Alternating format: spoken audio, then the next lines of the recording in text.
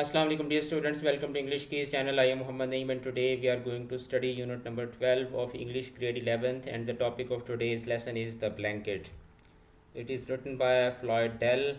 तो सबसे पहले हम इस लेसन की रीडिंग करेंगे, उसके बाद हम इसके क्वेश्चन आंसर्स करेंगे और उसके बाद हम इसका ग्रामर पोर्शन करेंगे. So let's start with the reading. It was a fine September night. ये सितंबर की एक खूबसूरत रात थी. A thin white moon rose over the valley. एक पतला सफ़ेद चांद वादी के ऊपर उभरा हुआ था. Peter 11 years old did not see the moon. Peter 11 साल का एक लड़का जिसने चांद को नहीं देखा था. He did not feel the cool September breeze. Breeze ठंडी हवा. blow into the kitchen, for his thoughts were fixed on a red and black blanket on the kitchen table. अब एक 11 साल का बच्चा है जिसका नाम पीटर है और उसको अपने इर्द गिर्द की एक्टिविटीज़ से और मौसम से उसको कोई दिलचस्पी नहीं है. क्यों? क्योंकि उसका जहन जो है वो एक सुर्ख और काले रंग के कंबल के ऊपर अटका हुआ है जो कि किचन टेबल के ऊपर पड़ा है. The blanket was a gift from his dad to his grand dad, a going away gift.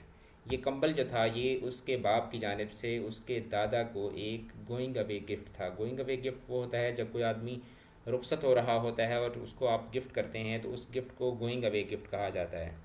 They said that grand dad was going away, that's why they called it going away.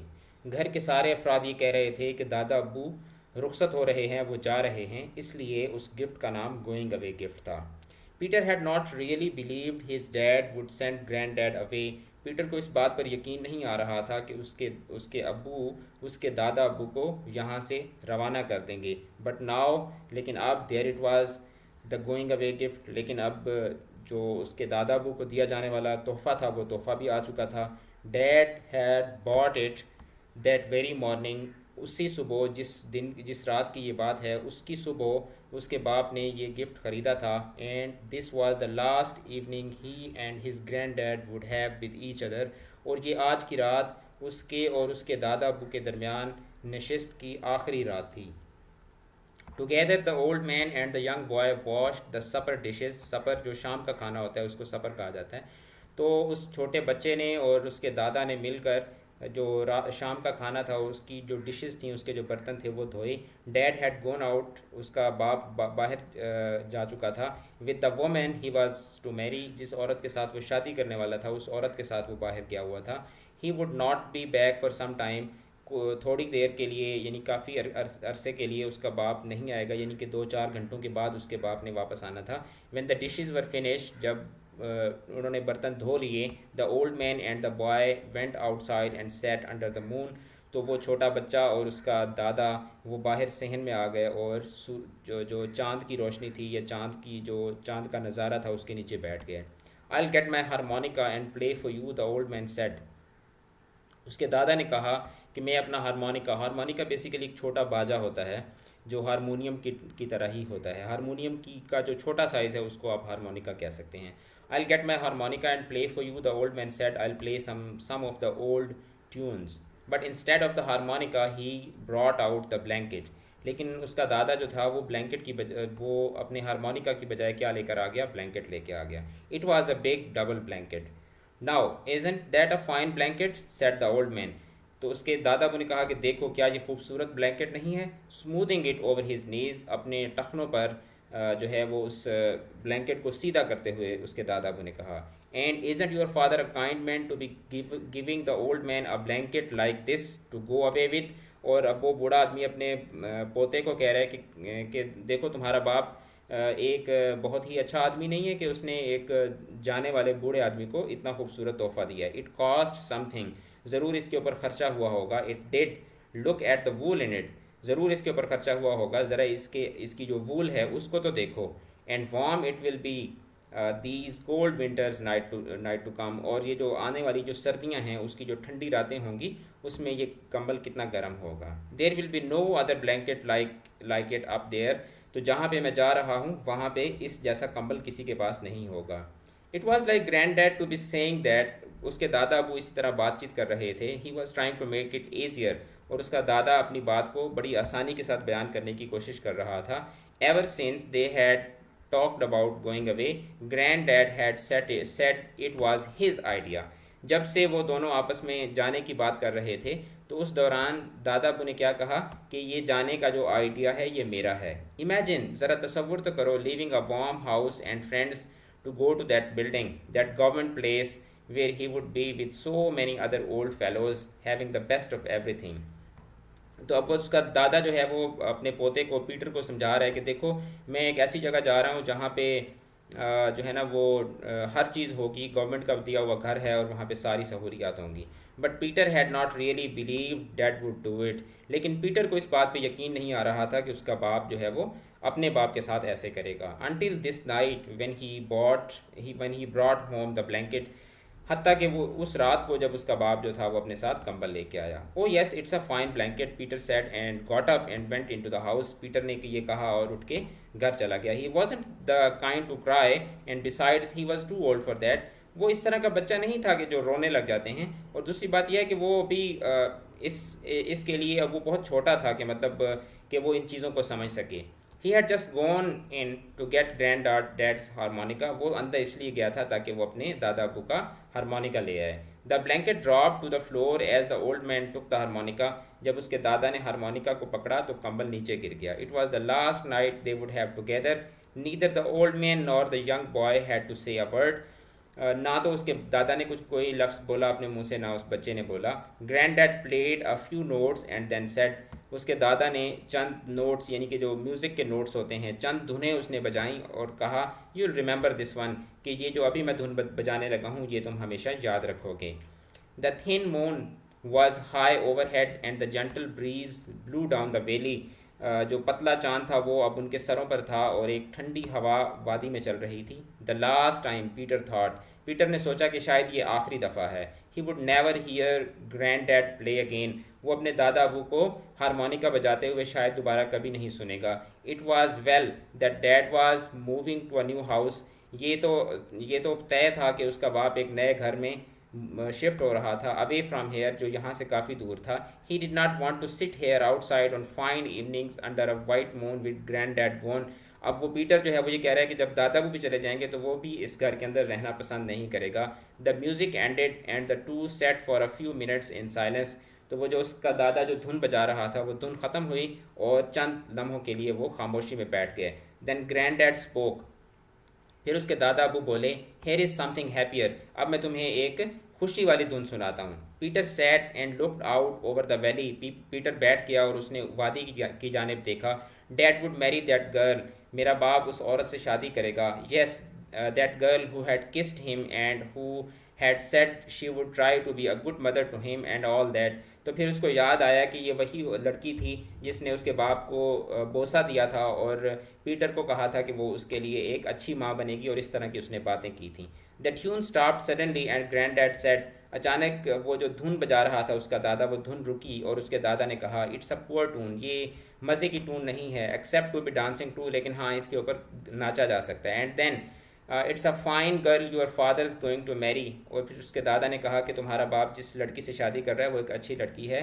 He will feel young again with a pretty wife like that. और तुम्हारा बाप उस लड़की से शादी, खूबसूरत लड़की से शादी करके अपने आप को दोबारा जवान महसूस करेगा. And what would an old fellow like me do around the house, getting in the way, an old fool with all the talks about backaches and pains. और वो अब उसका दादा जो है ना वो अपने आप को तसल्ली दे के और वो कह रहा है कि तुम्हारा बाप तो शादी कर रहा है, तो मैं तो बूढ़ा आदमी हूँ, मैं घर में क्या करूँगा, मेरे पास तो सिवाय अपनी तकलीफ़ों का चर्चा करने के और बातें करने के और कुछ भी नहीं है. And then there will be babies coming and I don't want to be around listening to them cry all hours of night. अब उसका दादा कह रहा है कि और फिर बच्चे पैदा होंगे और मैं नहीं चाहता कि मैं सारा दिन जो है वो बच्चों की चीखों पुकार को सुनता रहूं. No, it's best that I leave. नहीं, अच्छी बात यह है कि मैं ये घर छोड़ के चला जाऊं. Well, one more tune or two and then we will go to bed, get some sleep. तो उसके दादा ने कहा कि बस मैं एक दो धुनें तुम्हें और सुनाता हूँ और उसके बाद हम जाके सो जाएंगे. In the morning I will get my new blanket and take my leave. सुबह मैं अपना कंबल उठा के यहाँ से चला जाऊँगा. लिसन टू दिस, ये वाली धुन सुनो. It's bit of a sad tune but a nice one for a night like this. ये थोड़ी सी जो है वो उदास कर देने वाली धुन है, लेकिन जिस तरह की आज की रात है उस रात की मुनासबत से ये एक बेहतरीन धुन है. They did not hear the two people coming down to road, Dad and the pretty girl with a hard bright face like a doll. तो उन्होंने उसके बाप को और उसके बाप के साथ जो औरत आ रही थी उनके आने की आवाज़ को उन्होंने नहीं सुना, but they heard her laugh and the tune stopped suddenly. लेकिन उन्होंने जब उस लड़की को हंसते हुए सुना तो फ़ौरन से वो जो धुन उसका दादा बजा रहा था वो धुन रुक गई। Dad did not say a word but the girl walked up to grand dad and said prettily. उसका बाप तो नहीं बोला, लेकिन वो लड़की चल के दादा को की जानेब आई और कहा, I will not be seeing you in the morning so I came over to say good bye. कि मैं सुबह शायद तुम्हें ना मिल सकूं, इसलिए मैं आपको अभी जो है वो खुदा हाफिज़ कहने आई हूँ। It's kind of you said grand dad. Grand dad ने कहा कि आप बहुत अच्छी हैं। Looking down at the floor, नीचे फ़र्श की जानिब देखते हुए उसके दादा ने कहा। And then seeing the blanket at his feet he bent down to pick it up. और जब उसके दादा ने देखा कि कंबल उसके कदमों में पड़ा हुआ है तो वो उसको उठाने के लिए झुका। And will you look at this he said sounding himself like a little boy. तो फिर उसके दादा अबू ने बच्चों की तरह हरकत करते हुए उस औरत को कहा कि ये आप इसको तो देखें। Isn't this a fine blanket my son has given me to go away with. क्या मेरे बेटे ने मुझे ये खूबसूरत तोहफा नहीं दिया? Yes she said it's a fine blanket. She felt the wool again. Felt the वूल का मतलब होता है कि जब आप वो उसकी जो किसी भी चीज़ की सरफेस को जो उसकी उसको आप जब फील करते हैं तो उसी तरीके से जब उसने उस कंबल की जो वूल थी उसको जब उसने हाथ लगा के टच किया तो उसको आप कहते हैं to feel the wool. She felt the wool again and said a fine blanket indeed. ये बिल्कुल एक बहुत बेहतरीन कंबल है। She turn to dad and said to him coldly. और फिर उसने वो पीटर के डैड की जाने मुड़ी और कोल्डली मतलब बड़े सर्द चेहरे के साथ, बड़े जो एक इमोशनलेस चेहरा होता है उसके साथ उसने कहा, must have cost a pretty penny. इस पे ज़रूर अच्छा खासा खर्चा हुआ होगा। Dad cleared his throat, I wanted him to have the best. अब वो उसका बाप ना कंफ्यूज हो के अपना गला साफ करते हुए कह रहा है कि मैं चाहता था कि मैं अपने बाप को बेहतरीन चीज़ दूँ। The girl stood there still looking at blanket. It's a double one too. अच्छा तो आप ब्लैंकेट भी डबल लेकर आए हैं। वो जिस तरह अब यहाँ से आप ज़रा सिनेरियो को अंडरस्टैंड करने की कोशिश करें कि एक आदमी है वो बड़ा एहसान फरामोश है, अपने बाप बूढ़े बाप को वो धक्के दे के निकालना चाह रहा है। और वो एक तरह से कह लें कि एक जिस लड़की से शादी कर रहा है उसके वो नीचे लगा हुआ है, और वो लड़की जो है वो एक तरह से कह लें कि वो भी एहसान फरामोश टाइप की औरत है और वो भी उसके ऊपर हुज्जतें निकाल रही है। Yes, the old man said, it's a double one, a fine blanket for an old fellow to be going away with. The boy suddenly walked into the house.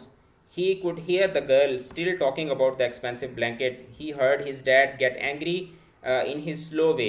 उसने देखा कि जब वो लड़की इस तरह से उसकी कीमत के बारे में बातचीत कर रही थी तो उसका बाप को आहिस्ता आहिस्ता गुस्सा आ रहा था। And now she was living, और अब वो लड़की जा रही थी। एज पीटर केम आउट, जैसे ही पीटर वापस आया, the girl turn and called back. तो वो लड़की पीछे मुड़ी और कहा, नो मैटर वट यू से, आप जो भी बात करें। वो अपने हस्बैंड को कह रही है कि आप जो भी कहो, he doesn't need a double blanket, लेकिन तुम्हारे बाप को डबल ब्लैंकेट की ज़रूरत नहीं है। Dad looked at her with a funny look in his I. She is right dad, the boy said. लड़के ने कहा कि जी अब्बाजान, ये औरत ठीक कह रही है। Grand dad doesn't need a double blanket. Here dad, and he held out a pair of scissors. और उसने अपने हाथ में कैंची पकड़ी हुई थी। कट इट डैड, इसको काट दें मेरे अब्बा।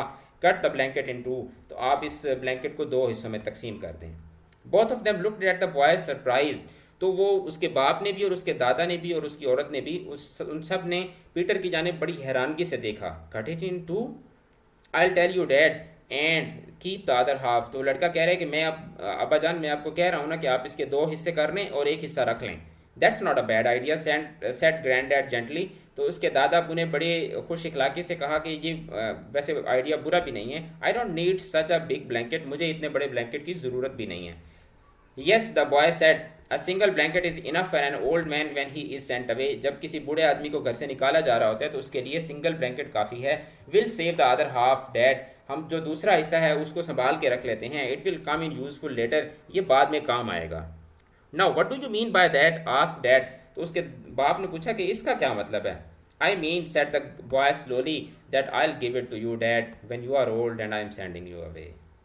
कि जब आप बूढ़े हो जाएंगे और मैं आपको जो घर से रवाना कर रहा हूँ तो तब ये मैं आपको दे दूंगा। वो कहते हैं ना, जैसी करनी वैसी भरनी, जैसी आप करते हैं वैसी फिर आपकी आंखों के सामने आती है। There was a big silence and then dad went over to grand dad and stood before him not saying a word. तो अब उसके बाप को एहसास हो चुका था, वो अपने बाप उसका अपने बाप के सामने यानी पीटर के दादा के सामने गया और जाके खड़ा हो गया। बट ग्रैंड डैड अंडरस्टूड, लेकिन उसके दादा को भी बात समझ आ चुकी थी कि मेरे बेटे को एहसास हो गया है। For he put out his hand and laid it under dad's on dad's shoulder. Peter was watching them and he heard grandad whisper softly, it's all right son, बेटा कोई बात नहीं, I knew you didn't mean it. अब देखें बाप का भी कितना बड़ा ज़र्फ होता है कि अगर बेटे से गलती हो भी जाए तो जैसे ही उसको एहसास होता है बाप उसकी सारी गलतियों को भुला देता है। एंड देन पीटर क्राइड, और फिर पीटर को रोना आ गया। But it didn't matter because all three were crying together, क्योंकि तीनों जो थे वो क्या हो रहे थे, वो रो रहे थे। तो इस लेसन का जो थीम है वो यही है कि अगर आप आज अपने वालिदैन के साथ ज़्यादती करेंगे तो वो ज़्यादती कल को लौट के आपके पास आएगी। तो अभी हम क्वेश्चन आंसर से पहले थोड़ी सी ग्रामर है वो कर लेते हैं, उसके बाद फिर हम क्वेश्चन आंसर की तरफ आते हैं। तो ग्रामर के पोर्शन में हमारे पास पहले वोकेबलरी का पोर्शन है। Find the meaning of passed and past in a dictionary, identify their parts of speech and then use them correctly to fill in the blanks. Past का मतलब होता है गुजर जाना, चले जाना, और पास्ट का एक मतलब ये भी होता है यानी जैसे एग्ज़ाम पास कर लेना, और पास्ट का मतलब होता है पीछे या साथ में, या यानी कि अब कहते हैं ना कि इट्स 9:30 यानी कि 9:30 का टाइम हो चुका है। तो जब आप इस तरह से इस कॉन्टेक्स्ट में बात कर रहे होते हैं कि उसके पीछे है, उसके बिल्कुल साथ है, तो उसके लिए भी आप पास्ट का वर्ड यूज़ कर सकते हैं। जैसे the museum is on the right just passed the church, okay, यानी चर्च के बिल्कुल साथ साथ चर्च के बिल्कुल सामने, चर्च के बिल्कुल साथ। तो इसके लिए आप यहाँ पे पास्ट का वर्ड यूज़ नहीं करेंगे बल्कि पास्ट का वर्ड यूज़ करेंगे, यानी कि ये लोकेशन बताने के लिए यूज़ होता है। My brother passed his exams, we have just passed the exit for Leeds, will have to turn around. Okay, go past the post office, यानी पास्ट पोस्ट ऑफिस से थोड़ा आगे जाओ, then turn left and you will see your hotel. He thinks he was a fool in his past life. Okay, next is grammar portion. इसके अंदर आपने complete the sentences with the gerund form of the verb in parenthesis.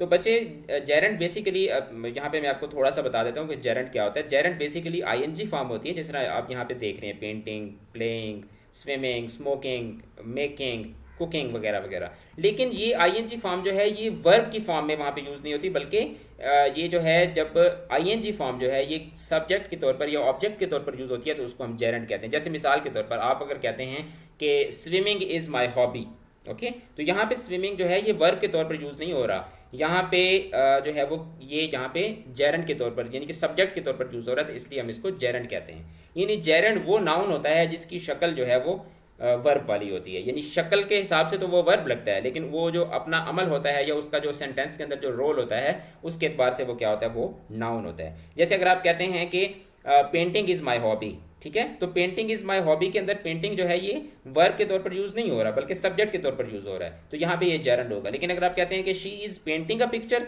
तो यहाँ पे painting जो है ये क्या है, ये वर्ब के तौर पर यूज़ हो रहा है, तो यहाँ पे ये जेरेंट नहीं होगा। तो चले हम इसको सॉल्व करते हैं।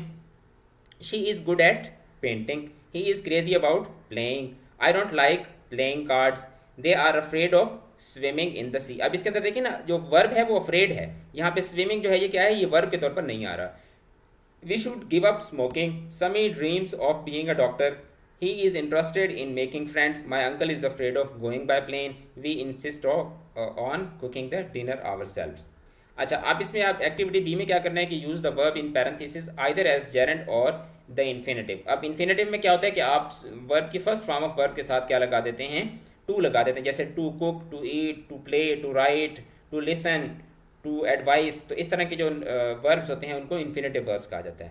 तो इसके अंदर आपने जो पैरेंथेसिस के अंदर यानी ब्रैकेट्स के अंदर जो वर्ब दिया हुआ है इसको आपने देखना है कि सेंटेंस के अंदर यहाँ पे आप इन्फिनेटिव इसकी फॉर्म यूज़ करेंगे या जेरेंट फॉर्म यूज़ करेंगे। आई couldn't sleep so I tried to drink some hot water, she tried to reach the book, they tried getting to the party on time, okay, we tried to open the window, he tried, यहाँ पे getting भी आ सकता है, he tried getting a job, या आप ये भी कह सकते हैं he tried to get a job, he tried, यहाँ पे भी getting या to get दोनों में से कोई भी आप लगा सकते हैं। you should stop smoking, यहाँ पे you should stop to smoke नहीं कह सकते आप, you should stop smoking, we stopped studying because we were tired, okay, they will stop having lunch नहीं आएगा, they will stop to have lunch आएगा, we stopped to have a rest, okay, oh no I forgot to buy milk, please don't forget to pick up, I forget locking the door.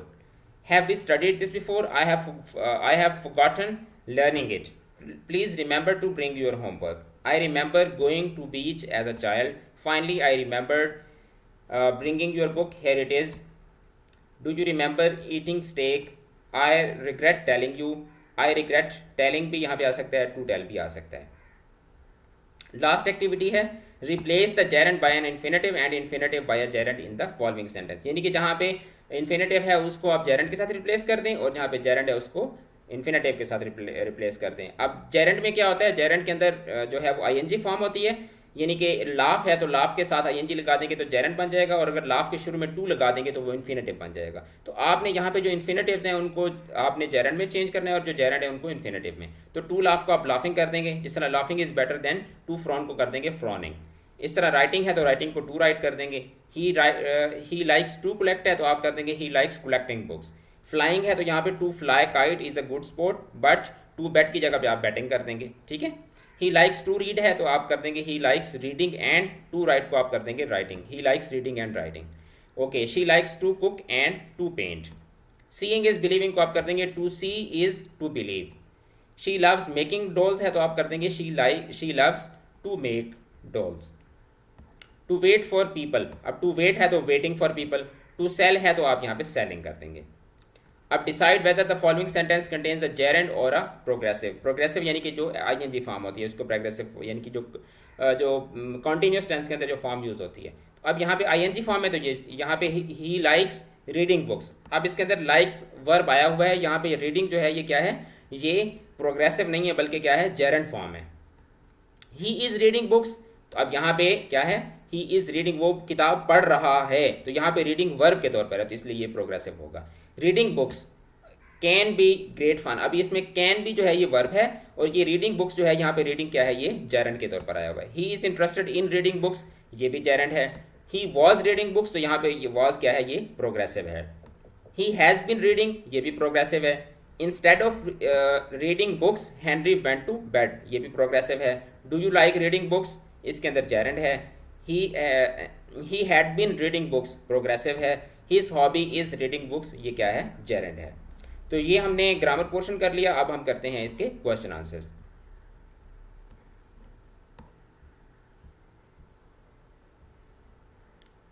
तो पहला हमारे पास question है कि how significant is the title of the story the blanket, के कितना significant है ये title.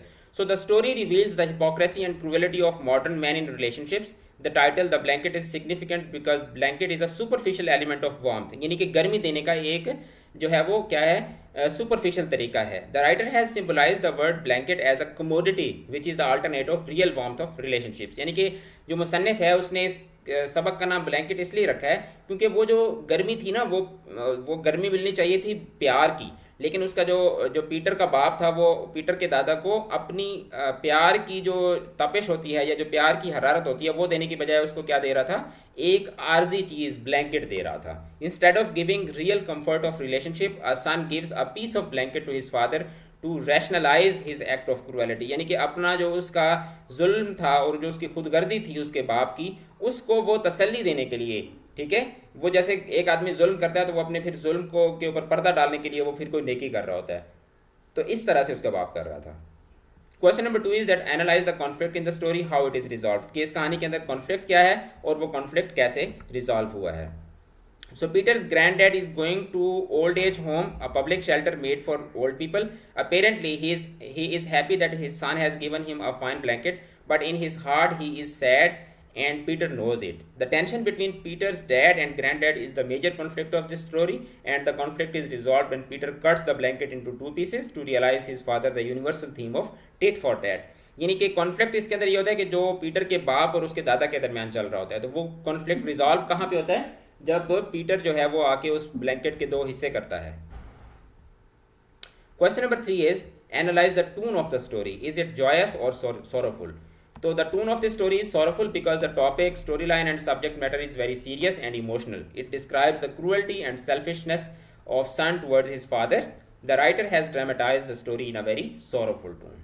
Question number 4 is that what attitude does Peter show about his dad and grand dad. तो पीटर का क्या रवैया होता है? Peter is very sensible, kind hearted and caring child. He shows a great level of compassion and love for his grandfather. He is sad to know that his father is sending his grand dad away out of selfishness and cruelty. He disapproves his father's decision and do not want that his granddad should leave the house and live with strangers in a very strange home. He is angry on his father when he knows that his father is sending his old father to old age home just to live alone with his new wife. Got it? Question number 5 is that how is the theme of the story the theme of our disintegration of society as well, कि इस कहानी की जो theme है वो हमारे माशरे के अंदर जो बिगाड़ है, जो डिसइंटीग्रेशन है, जो अफरा तफरी और नफसा नफसी है, उसके साथ कैसे मिलती जुलती है। So answer is that the story is about the cruelty and injustice of a modern man. The theme of the story is disloyalty, disrespect and injustice towards old parents. तो ये इस कहानी की क्या है? थीम है, यानी वालदैन के साथ डिसलॉयल्टी, डिसरिस्पेक्ट और injustice. This is quite related to the theme of the disintegration between sending, because sending the parents away is a kind of disintegration of family structure, यानी कि जो ख़ानदान का स्ट्रक्चर है वो क्या हो जाता है? वो डिसइंटीग्रेट हो जाता है, वो तोड़ फोड़ का शिकार हो जाता है जब आप अपने वालदैन को खुद से जुदा करते हैं, which is prevailing rapidly in western countries. Question number 6 is that describe your relationship with different family members and आपने साथ में ये भी बताना है कि who your relationship is the most cordial. Cordial मतलब यानी कि बहुत अच्छा, and who stay aloof from and why, कि किसके साथ आपका अच्छा रिलेशन है और किसके साथ अच्छा रिलेशन नहीं है। तो answer is that I have good and healthy relationships with all my family members. We live together in harmony and peace. My parents take care of our needs and I respect them a lot. I have a very strong and cordial relation with my mother. Although there is nothing hard between us, but I have a little distant understanding, मतलब हमारे दरमियान थोड़ा सा understanding का gap है। किसके दरमियान? मेरे और my eldest brother. Maybe it is because of age difference और element of respect that I have for him. तो ये जो मेरे और मेरे भाई के दरमियान जो एक ताल्लुक़ की कमी है, उसकी वजह ये भी हो सकती है कि शायद वो मुझसे बड़ा है, तो एज डिफरेंस भी हो सकता है, या फिर यह कि मैं चूँकि अपने भाई की इज़्ज़त बहुत ज़्यादा करता हूँ, तो इसलिए शायद जो है वो हमारे दरमियान थोड़ा सा गैप है। Question number 7 is that if Peter has been exposed to the mass media, social media and internet, would he have developed the same intimacy with the grandfather as he did in the story? Elaborate। कि अगर Peter जो था वो अगर social media और इस तरह की चीज़ों के साथ अगर उसका इंटरेक्शन होता तो क्या तब भी वो अपने दादा के लिए यही मोहब्बत शो करता? So the answer is that if Peter has been exposed to mass media, social media and internet, he might not have the same feeling and intimacy with the grandfather. Social media has changed our behaviors and levels of intimacy for the relatives. It has brought us close virtually, but we are losing the powerful bonding of family relationships. कि हम बज़ाहिर तो करीब आ गए हैं, लेकिन वो जो एक मोहब्बत थी और वो जो एक प्यार था वो ऐसा ऐसा ख़त्म हो रहा है। Question number 8 is that why does Peter's dad get angry with the girl he is going to marry? The answer is that Peter's dad gets angry with the girl because she objects, एतराज़ करती है, and says that Peter's father has brought an expensive blanket. Peter's father don't like her response and gets angry with her in a very light manner. Question number 9 is that what does our religion teach about the old parents? के बूढ़े वालिदैन के बारे में हमारा मज़हब हमें क्या सिखाता है? So our religion teaches us to be very kind, caring and respectful to our parents and old members of family. Our Prophet Muhammad, peace be upon him, used to pray for the forgiveness of parents. Islam is the religion of love, compassion and tolerance, and it instructs us to be respectful, tolerant and caring about the parents. So this is the end of the questions and answers, and obviously this is the end of this lesson as well. तो आज के lesson में हमने ये सीखा कि हमें अपने वालिदैन का अदब करना चाहिए, उनका एहतराम करना चाहिए और हमें उनका एहसानमंद होना चाहिए और उनका हमें ख्याल रखना चाहिए। और हमारा दीन भी हमें यही सिखाता है और दुनिया के तमाम मज़ाहिब हमें इसी चीज़ की तालीम देते हैं कि हमें अपने वालिदैन की और अपने बड़ों की इज़्ज़त करनी चाहिए और उनकी कदर करनी चाहिए। सो आज के लिए इतना ही। अपना ख्याल रखें। इंशाल्लाह नेक्स्ट लेसन के अंदर हम पी शैले की बहुत ही प्यारी नज़म ऑज़िमैंडियस पढ़ेंगे। So take care of yourself. Allah हाफिज़।